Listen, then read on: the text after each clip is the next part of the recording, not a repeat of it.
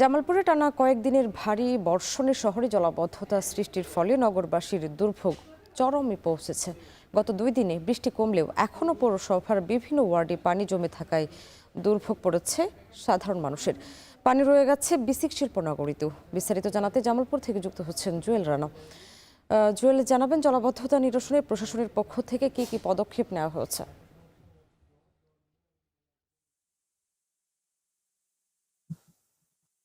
সামনে জামালপুর একটি প্রথম শ্রেণীর পৌরসভা হলেও এখন কিন্তু কোনো শ্রেণীতেই পড়ে না বলা চলে।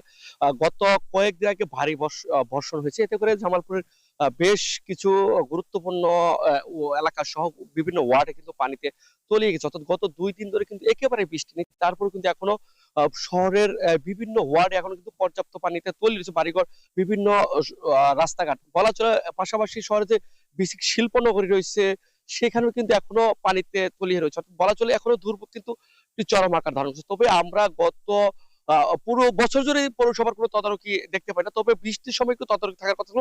এখন কিন্তু কাঙ্ক্ষিত যে তদারকি পৌরসভার পক্ষ থেকে সেটি কিন্তু এখন পৌরবাসী এখন পর্যন্ত দেখেনি, বা তারা আমরাও দেখতে পাইনি। বলা চলে এখন কিন্তু বিভিন্ন যে পৌরসভার যে ড্রেনেজ ব্যবস্থা আছে সেটি কিন্তু এখন অপরিষ্কার, ময়লা আবর্জনা ভরে রয়েছে। তো পানি যে নিষ্কাশনের যে প্রয়োজনীয় যে ব্যবস্থা সেটি কিন্তু লক্ষ্য করা যায়নি। বলা চলে যে পানি যে নিষ্কাশন করবে সেটির ব্যবস্থা নেই। আরেকটি বিষয় বলা চলে, জামালপুর শহরের বনপাড়া, কাজিরহাট, পলাশতলা, হাটচন্দ্রা, বেলটিয়া, বাস স্ট্যান্ড, বিসিক শিল্পনগরী, এই যে এলাকাগুলো আবাসিক এলাকা, সেই এলাকায় এখন কিন্তু পানি চলে এসেছে। আরেকটি বিষয় বলা চলে, অপরিকল্পিত নগরায়নের ফলেই কিন্তু এই যে দুর্ভোগগুলো সাধারণ মানুষ পাচ্ছে। যেহেতু প্রত্যেকটি এলাকায় অপরিকল্পিত বড় বড় স্থাপনা নির্মাণ হচ্ছে, পাশাপাশি পানি নিষ্কাশনের যে ব্যবস্থা সেটি কিন্তু আমরা লক্ষ্য করিনি, বিদায় কিন্তু বৃষ্টিতে কিন্তু তারা এখনো তলিয়েছে, সাধারণ মানুষ দুর্ভোগ পাচ্ছে। আরেকটি বিষয় বলা চলে, বিশেষ করে পলাশতলা, কাজিরহাট এই এলাকায় সবচেয়ে দুর্ভোগ বেশি পোহাতে হচ্ছে সাধারণ মানুষকে। অর্থাৎ বলা চলে এই এলাকার মানুষ প্রায় 2 থেকে 3 মাস এই যে বৃষ্টি হয়েছে সেই বৃষ্টির কিন্তু দুর্ভোগ তাদের পোহাতে। অর্থাৎ এই এলাকায় কিন্তু একজন মানুষ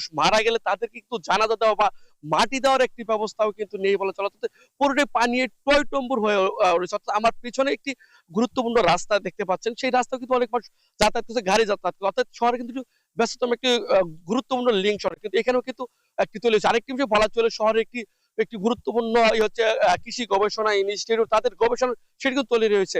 এই ছিল জামালপুর থেকে আমার কাছে জলবদ্ধতার সবশেষ তথ্য। সামনে জামালপুর থেকে যুক্ত ছিলেন জুয়েল রানা।